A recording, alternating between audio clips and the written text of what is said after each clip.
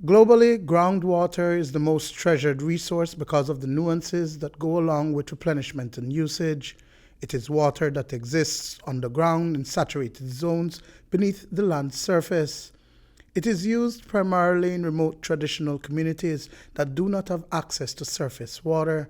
While groundwater is the source for rivers and streams, indigenous peoples, as well as those in the agricultural sector, access this water source through wells. But how much is there? Chief Climate Change Officer Dr. Lennox Gladding says that it is a good first step because Belize does not know the abundance of groundwater it has. For some time, for a very long time, we've always made this claim that, listen, we have this abundant source of water, especially groundwater. But to a certain extent, we have not truly quantified it, right? The only way we can quantify it is putting such a system in place, because at the end of the day, it's really to benefit the end user, be it the community, be it the various sectors. There are over 10,000 wells spread across the country and is a source of groundwater that is being tapped into. But what is the impact that it is having on our waterways, and how can we access that data to inform policy? It's a concern for the government of Belize that is prioritizing water management. Within the government, we have focused mainly on surface water because, farmers need water for their farms. That's how hydrology was first compiled or put together. So we have more than 30 years experience in surface water management, but over that term, we have noticed that there has been a shift from using primarily surface water resources to groundwater resources. So to put it into context, we have over 10,000 drilled wells.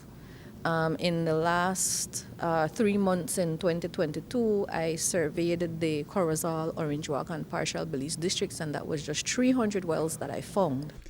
And so it is believed that the accessing of groundwater in the north is among the factors affecting the New River. It is something that Principal Hydrologist Tennille Hendy says that they want to further explore. What's feeding into how the state of the New River, and part of that is groundwater management, because our groundwater gives the streams life. If you have a reduction in groundwater, you will see your river slowly starting to dry up. Much of what we're seeing in the United States and other parts of the country is where you've seen the dramatic lowering of their river levels, and the groundwater gives the rivers those base flow.